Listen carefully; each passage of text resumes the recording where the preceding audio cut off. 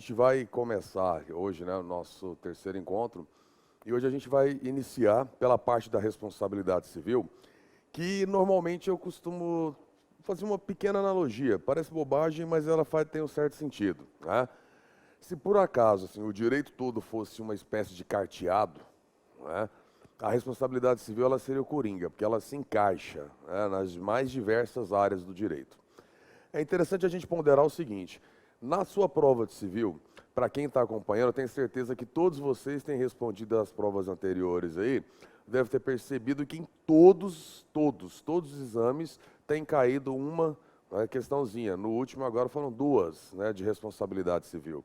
Então esse tema ele é muito recorrente, né, e ele é muito tranquilo, só que ele gera muita dúvida, porque às vezes a obviedade faz a gente errar, né? Então a gente vai pegar esses pormenores, vai trabalhar esses pormenores, né, e é praticamente certeza que uma questãozinha da prova dos senhores saia desse tema aqui, né, porque é a tradição dessa banca já há algum tempo, né.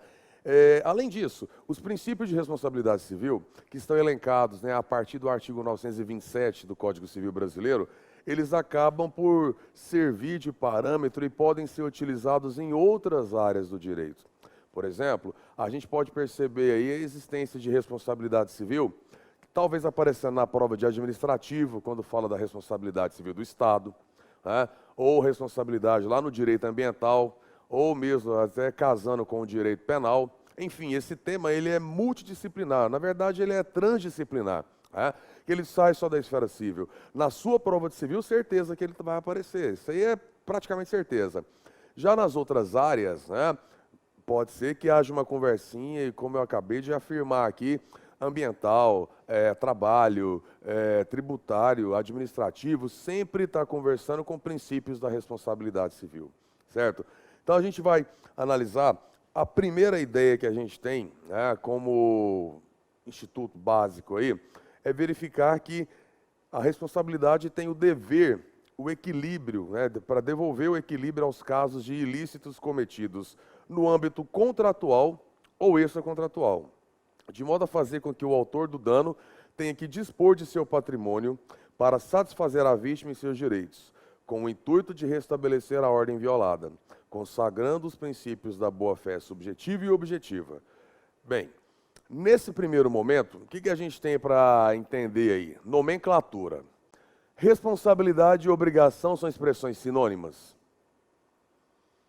Será que eu posso utilizar na mesma frase, por exemplo, se eu utilizar a palavra responsabilidade, eu posso substituí-la por obrigação? Né? Muita gente às vezes acha que no caso é uma expressão sinônima, ou são expressões sinônimas, melhor dizendo. Mas na verdade a gente percebe que há uma pequena diferença. A doutrina costuma falar que a responsabilidade é uma obrigação sucessiva, né? Primeira ideia. Hoje a gente vai ter uma introduçãozinha ao direito obrigacional também, mas eu vou fazer uma pequena inversão aqui.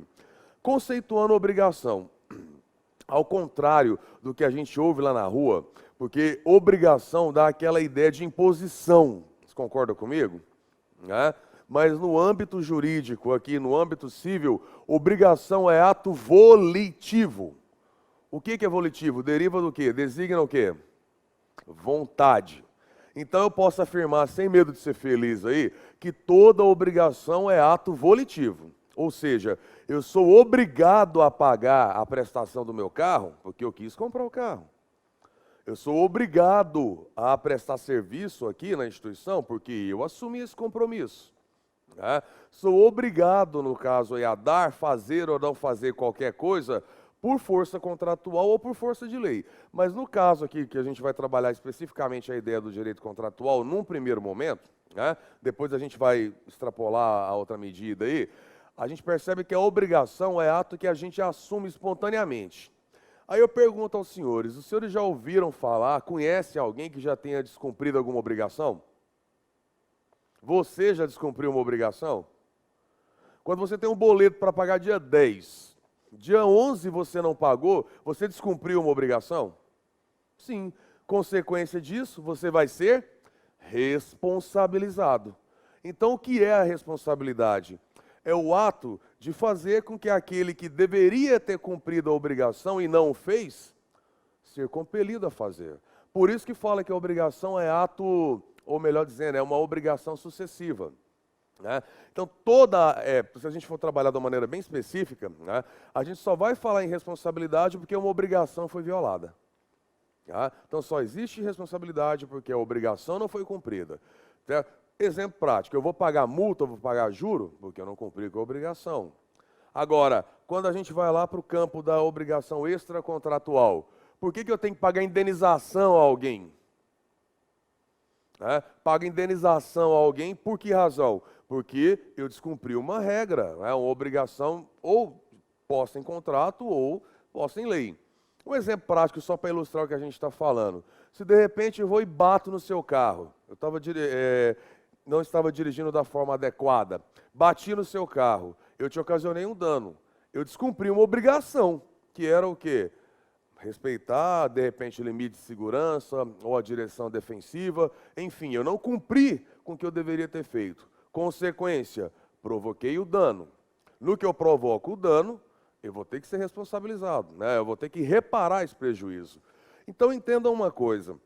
Se você estiver analisando qualquer fato, qualquer questão do prisma criminal, a obrigação do Estado, né, você concorda comigo, né, que a obrigação do Estado é punir quem cometeu o fato? Já na esfera, né, civil, na responsabilidade civil, o objetivo maior não é punir o cidadão, o objetivo maior é reparar o prejuízo. Então, o ponto de vista a ser observado aqui é o da vítima, é verificar a extensão do dano que ela sofreu para haver a consequente reparação. Então aqui a gente vai trabalhar com as diversas teorias, os diversos meandros, né, que vão nortear a responsabilidade civil. A primeira ideia que a gente coloca então é que só falamos em responsabilidade porque um dever jurídico foi descumprido. Porque um dano foi causado, um contrato foi descumprido, uma norma posta foi descumprida, enfim, a obrigação foi violada, certo? Então no primeiro momento aí, a gente coloca lá que o critério introdutório, como eu deixei sublinhado aí, é o cumprimento, ou melhor dizendo, né, não ter observado a ideia, né, da boa-fé subjetiva e objetiva. Esses princípios foram consagrados pelo Código de 2002, porque o Código de 16 ele falava apenas em quê? Falava pura e simplesmente em boa-fé. Hoje nós já falamos em boa-fé objetiva, que é aquela que se espera, né, da coletividade de um modo geral, né, são as normas de conduta que se espera que cada um siga, e a subjetiva, que é aquela de foro íntimo mesmo. Né? Então a gente percebe que quando fala-se em responsabilidade civil, não necessariamente a pessoa tenha agido de má fé. Claro que não. Né? Porque a gente vai perceber que o artigo fundamental, né, fundamental da responsabilidade civil é o 186. O artigo 186 ele fala que aquele que por ação ou omissão voluntária, né, imprudência ou negligência ocasionar dano a outro, né, deve repará-lo. Aí o 186 já vai nos reportar para o 927.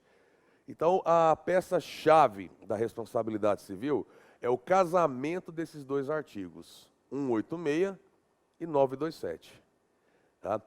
Eu sempre brinco, né, com turmas assim, né, brinco no sentido aí de ficar reforçando, que independentemente, né, se é a OAB, que é o nosso caso aqui, mas não só a OAB, qualquer concurso público, eu falo para eles, né, e falo para vocês, os senhores estão terminantemente proibidos de fazer essa prova, né, sem dar uma lida do 927 ao 954.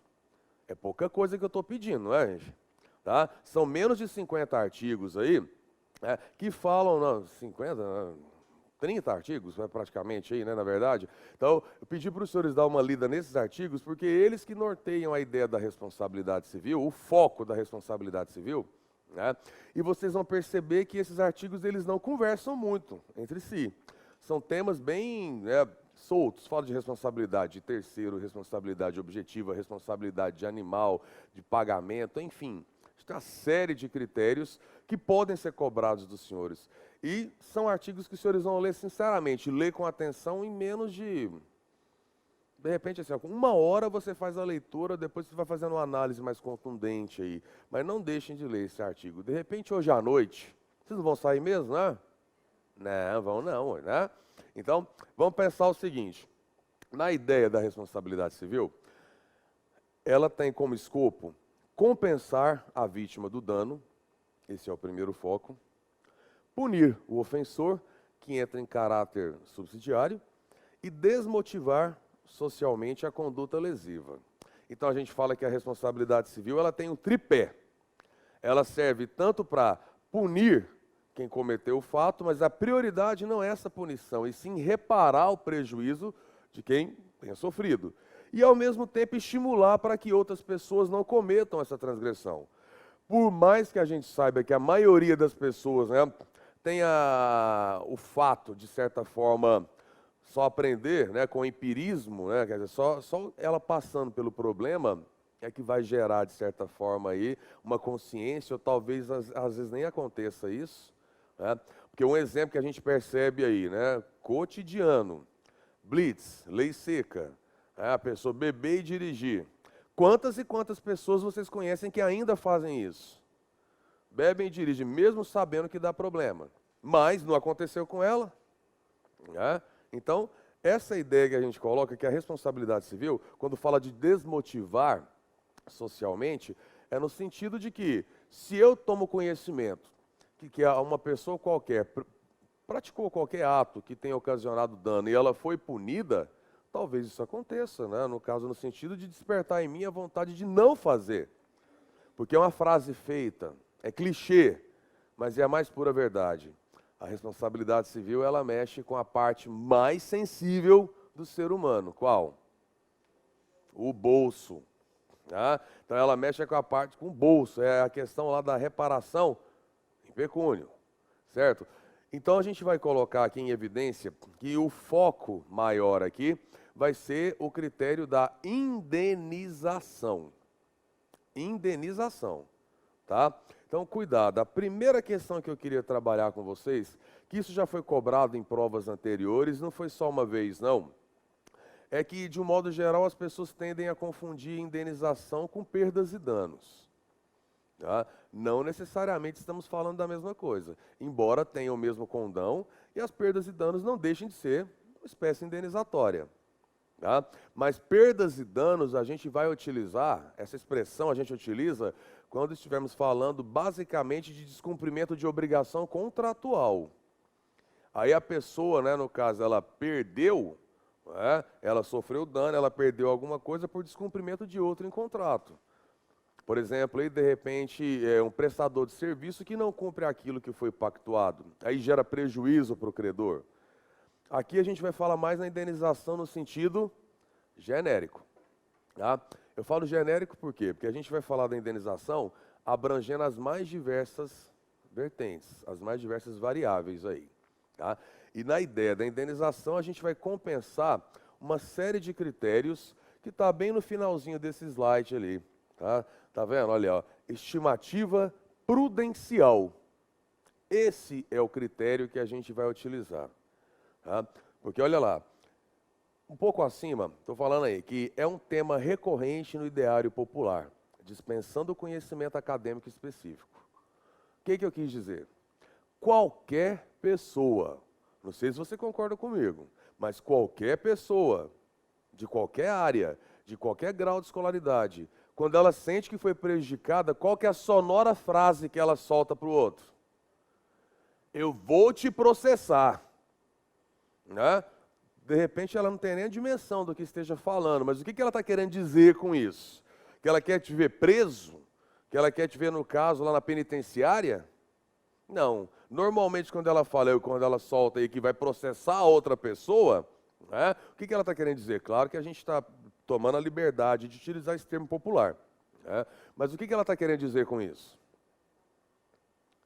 Eu quero que você repare o prejuízo. E reparar o prejuízo você vai me pagar. E quando eu falo que você vai me pagar, é literalmente. É pagar em dinheiro. Né? Então, no caso, é o tema que é extremamente cotidiano. E para fixar a indenização é uma coisa complexa. Porque a gente vai observar o seguinte.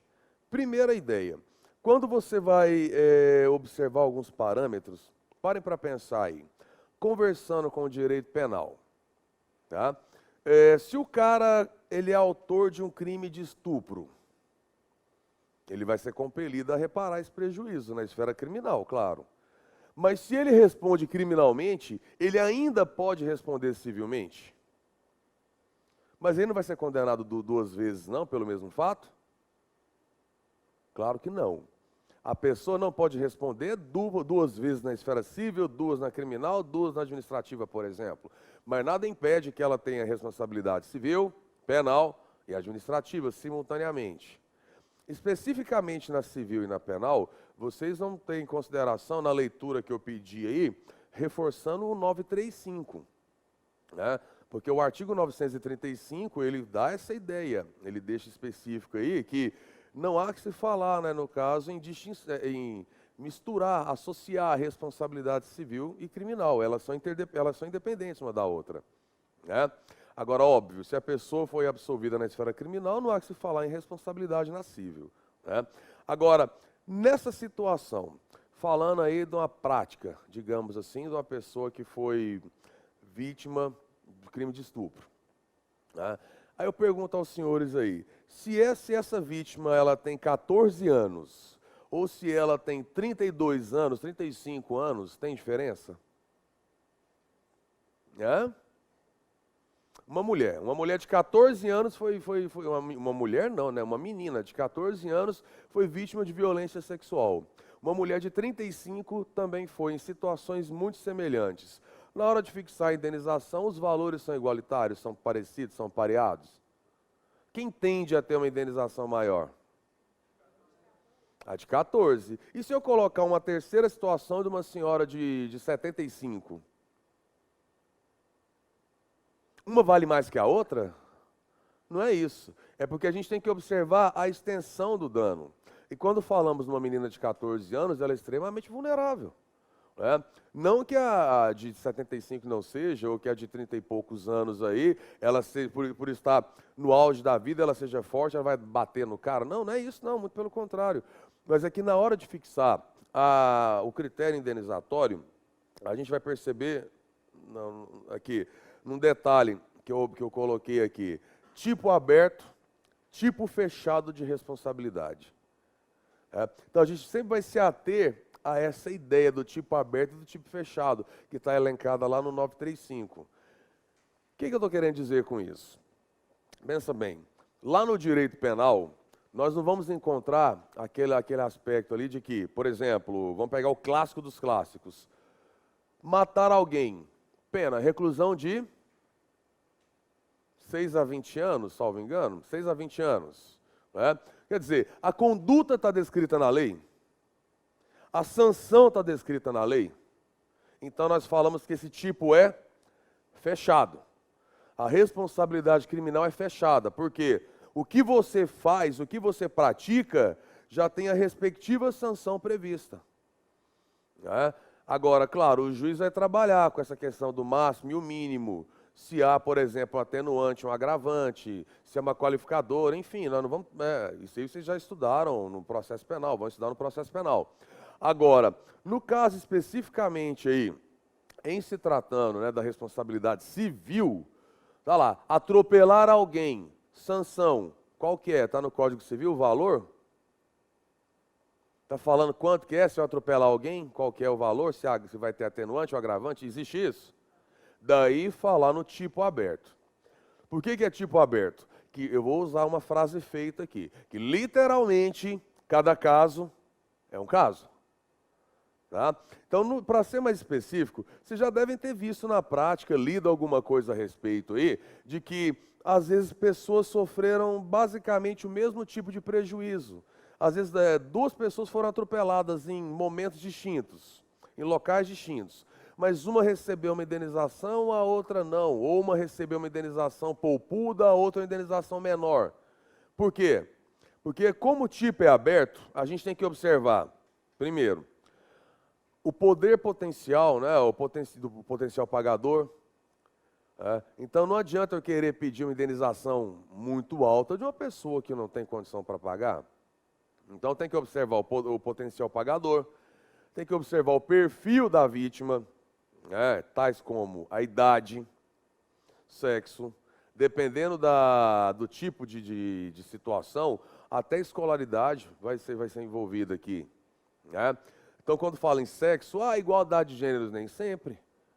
Então, a gente vai sempre observar cada critério. A gente vai observar aí, no caso, se é criança, se é adulto, se é idoso, se é homem, se é mulher, se tem renda, se não tem renda, se tem escolaridade, se não tem. Por exemplo, numa relação de crime contra o consumo, né? A gente concorda aí que, de repente, uma indenização a ser paga por um advogado é a mesma que para uma pessoa que tem o ensino médio ou que tem o ensino fundamental? Pressupõe que o advogado tem mais dificuldade de ser enganado. Embora exista aquele provérbio, né, também da casa de ferreiro aí. Mas isso aí que a gente percebe em algumas situações. Se colocar algum outro critério aí, de repente, se atropelar, né, atropelar um senhor. Um senhor é atropelado. Quem que é esse senhor? Olha lá, o seu Zezinho, ele trabalha como vendedor de cana, tá? Vendedor de garapa. Ok, tá? Ele tem direito à indenização, com certeza. Óbvio, qualquer pessoa teria. Mas se a vítima do atropelamento, porventura, for aí, de repente, vamos lá, um atleta profissional, um jogador de futebol de time de elite, né? Por favor, pelo amor de Deus, não estou querendo ser jocoso aqui, não entenda que eu estou querendo falar que um vale mais que o outro, não é isso não. É que a gente vai observar o perfil. Aquele senhor, né, na verdade, de repente, se ele ficar impossibilitado de trabalhar, é uma coisa. Mas, de repente, o atleta, ele pode ficar impossibilitado permanentemente. Então, tem que observar diversas situações. Um outro caso, então, parece que o jeito que a gente está falando fica uma coisa meio preconceituosa, parece que um vale mais que o outro. Não, não é isso. É que tem que observar tudo, desde a profissão exercida, até mesmo questão de detalhes mínimos. Por exemplo, quando eu falei questão de sexo, né? Numa relação voltando à ideia da relação de consumo, questão de comprar produto vencido ou de acionar supermercado por não ter vendido o produto de maneira satisfatória.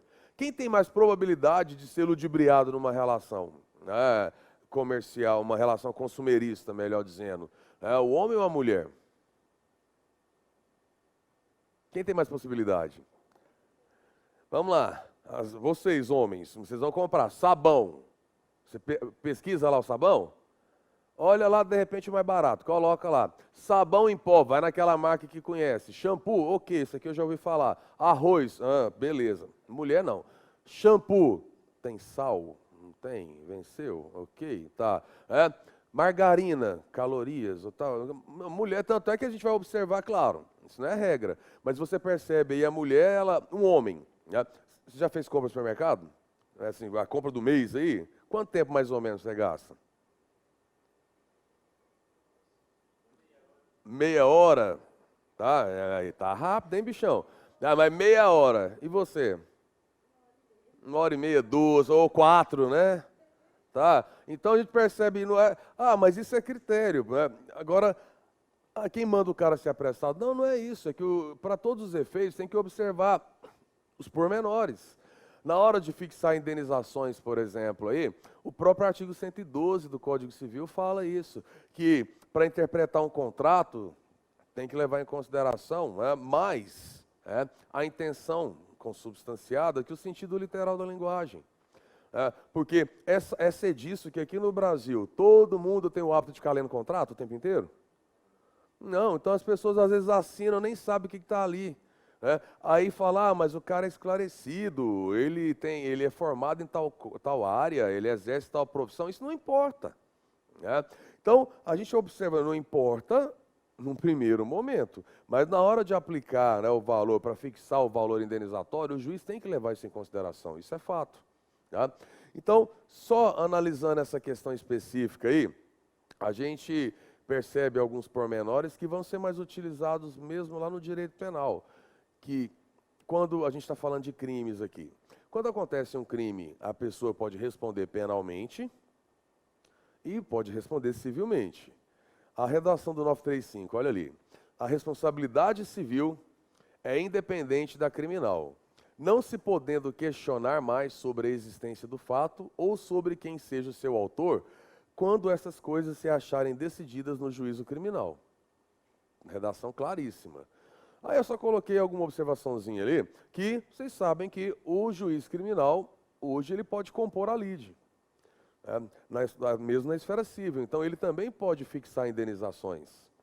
Porque antes, até alguns anos atrás, né, para falar a verdade, há um bom tempinho aí, coisa de uma década, alguma coisa aproximada, né, deveria, no caso, ser resolvido na esfera criminal e depois executar essa sentença na esfera civil. Quer dizer, claro, isso aí não deixou de existir, mas só que, dependendo da demanda, o próprio juiz criminal já pode, de certa forma, ter essa liberdade para compor a lide. Na persecução criminal já pode ser fixada a indenização, celeridade. Vamos dar andamento. Então, isso aqui, esse tema de responsabilidade civil, eu só peguei, especificamente esse ponto para bater naquela tecla inicial. Não estamos falando de direito civil puro. Por mais que a responsabilidade civil esteja no Código Civil, seja parte do direito civil, ela se estende e acaba conversando com todas as áreas do saber jurídico. Certo?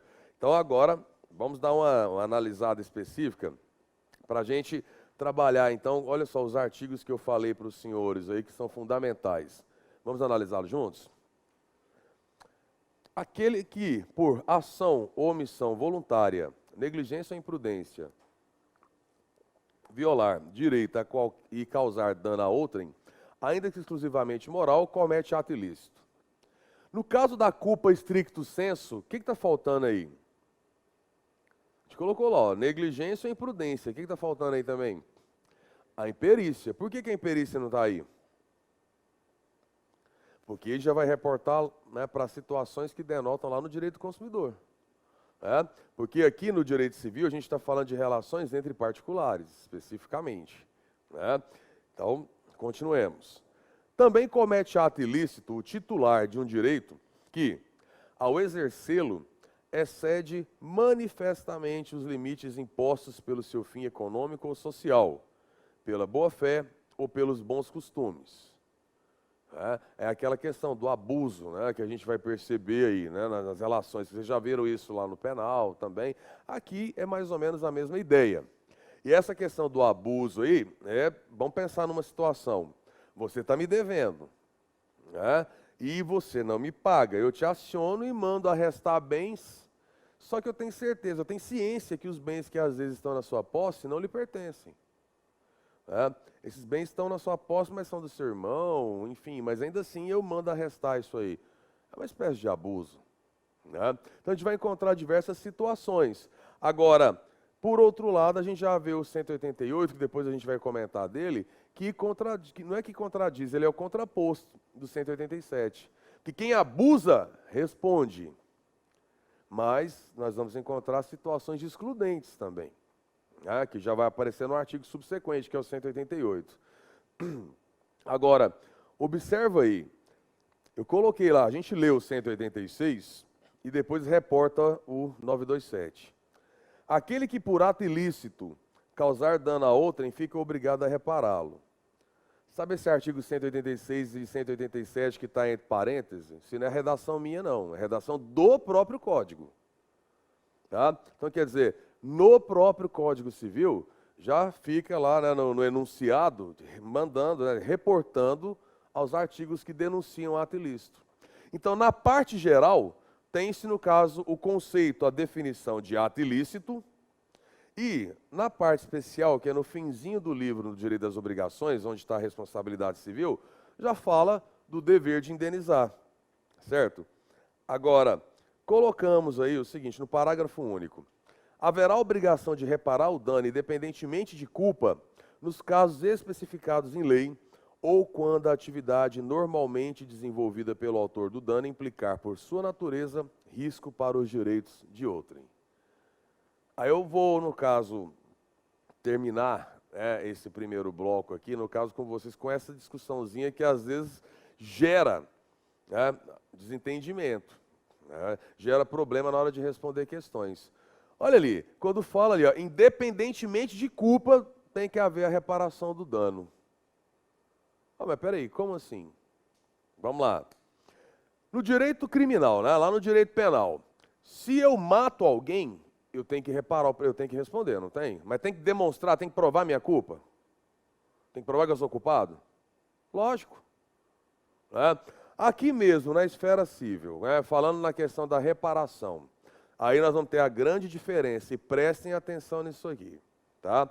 Se porventura, né, eu peguei dinheiro emprestado contigo e não paguei, ou eu mesmo vou lá, por algum motivo, bati no seu carro, te ocasionei um prejuízo, ou eu pego um porrete, arrumo na sua cabeça, te machuquei, tem que pagar, arcar com as custas, medicamento, internação, qualquer coisa nesse sentido. Tem que provar que eu cometi o ato para que eu tenha que reparar o prejuízo? Sim ou não?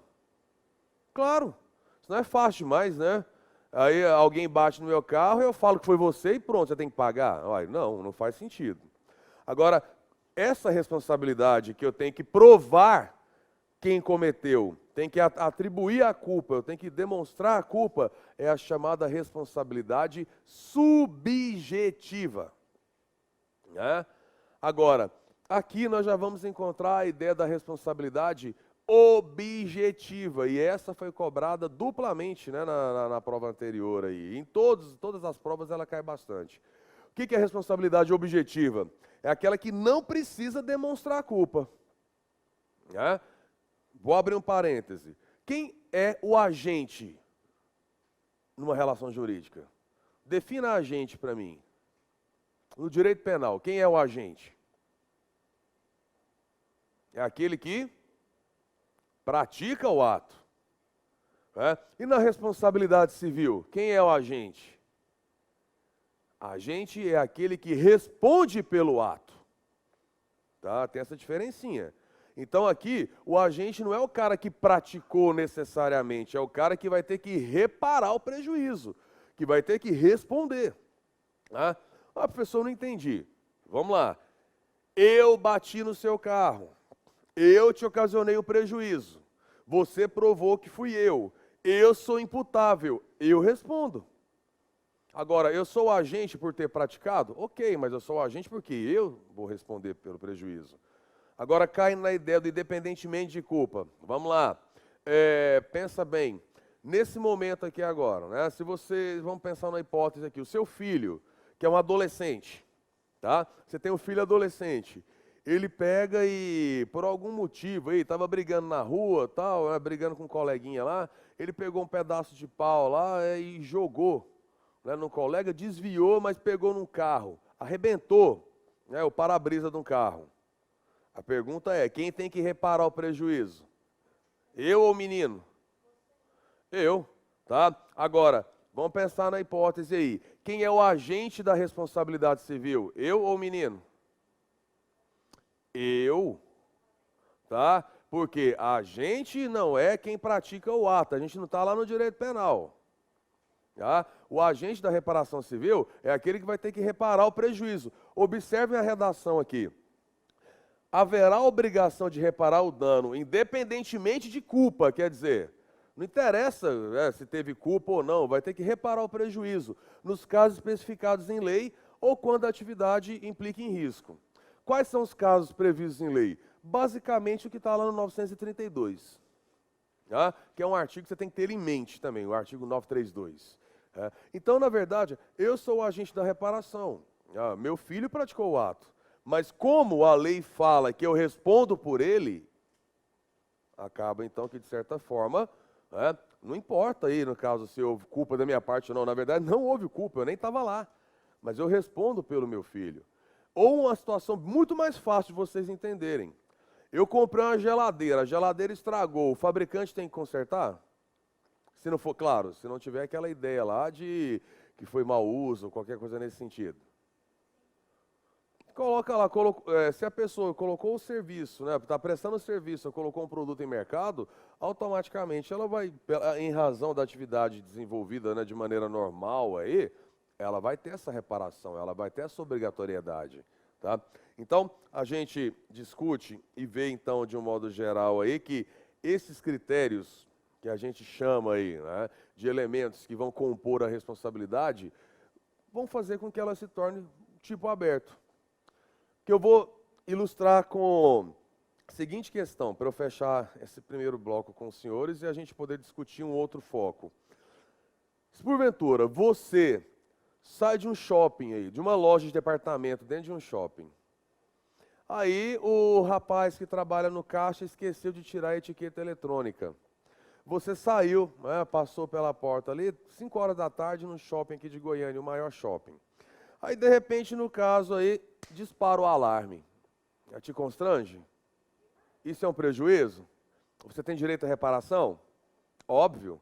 E se isso acontecesse comigo, vocês acham que eu conseguiria talvez uma indenização maior do que a sua? Ou não? Eu conseguiria. Por quê? Porque eu sou mais bonito? Não, porque eu sou feio pra caramba, mas não é isso.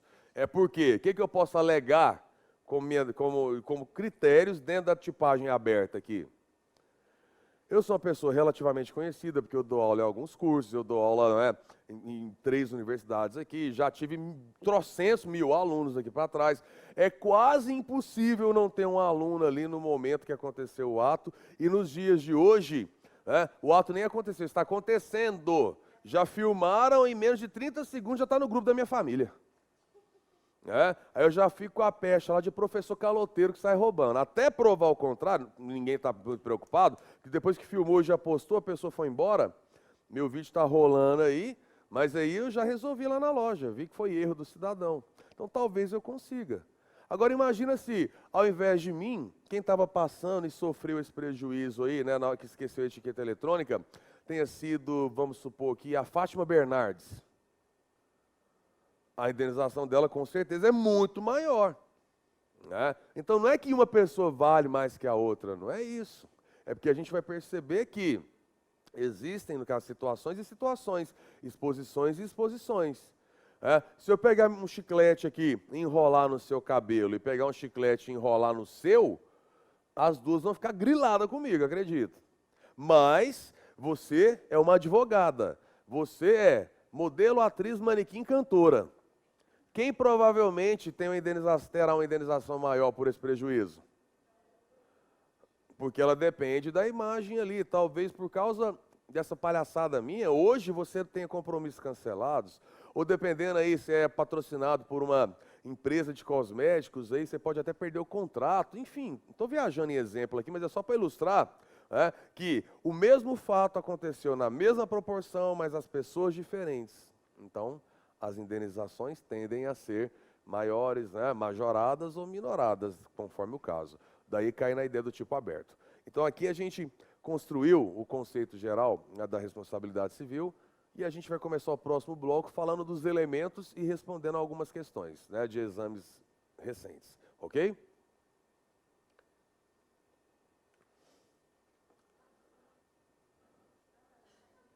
Pessoal, colocações, ponderações até aí?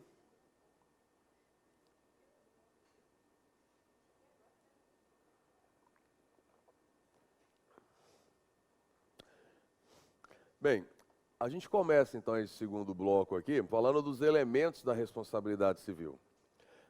Os elementos são esses 3 essencialmente aí, tá? Que apresentei para os senhores. Olha, a conduta, o dano e o nexo de causalidade.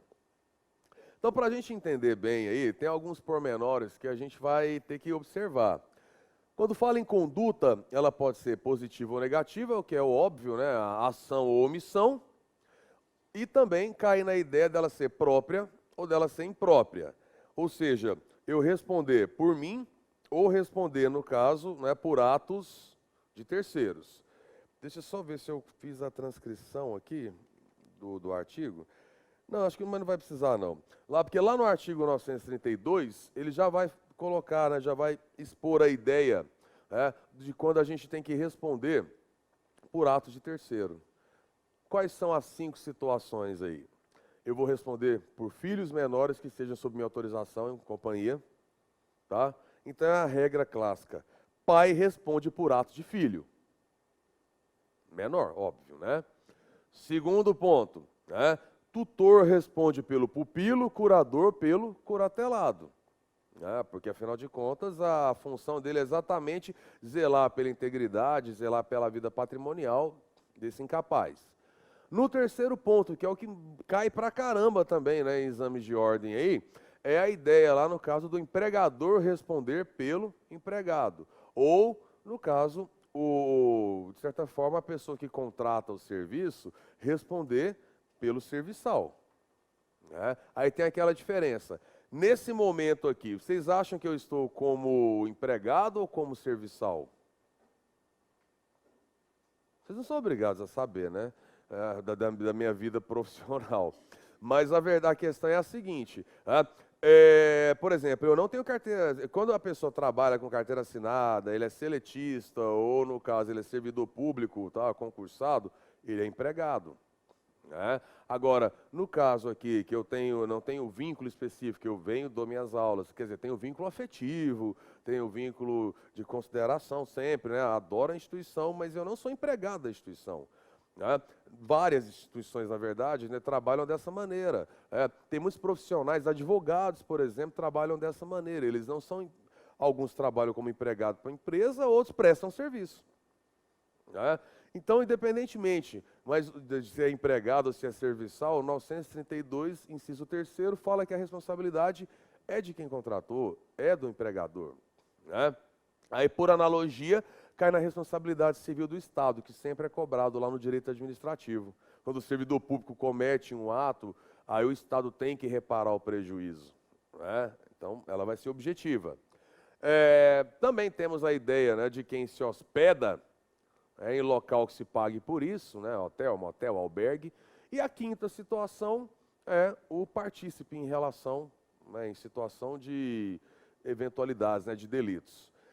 Mas, de um modo geral, né, essa ideia da conduta, ela está associada a critério da voluntariedade e imputabilidade. Então, quer dizer, se eu pratiquei o ato e eu sou imputável, então eu vou responder de forma subjetiva. Agora, quando eu respondo por fato de terceiros, né, ou quando, no caso, por riscos, por si só, os riscos da atividade tem a grande probabilidade de produzir ou de provocar dano, a gente já cai na responsabilidade objetiva, né? Então, dentro dessa ideia, a culpa, eu fiz um conceitozinho chavão aí, mas ele fica interessante. Se você observar que culpa, ela não é necessariamente associada à intenção. Ela é associada mais à consciência do ato, né? Aplicabilidade em sentido lato, que está lá no artigo 186. O agente deve estar imbuído de certa voluntariedade em desprezar a devida atenção que lhe restaria suficiente e necessária para evitar o dano ou, ainda, possuir a intenção determinada de agir de forma imprudente ou negligente. Espera aí. Não estou entendendo bem. É fácil. Parem para pensar no seguinte aí. No direito penal não é bem delimitado, não é bem definida essa ideia de dolo e culpa? Acho que dispensa comentário. Para o direito civil, a ideia é exatamente a mesma. Só que nós vamos trabalhar que a culpa, ela tem o caráter genérico. Observem aí, eu vou voltar no artigo aí. Acompanhe comigo o 186. Aquele que por ação ou omissão voluntária, negligência ou imprudência, violar direito e causar dano a outrem, ainda que exclusivamente moral, comete ato ilícito. Isso aí, está falando de dolo ou de culpa? É?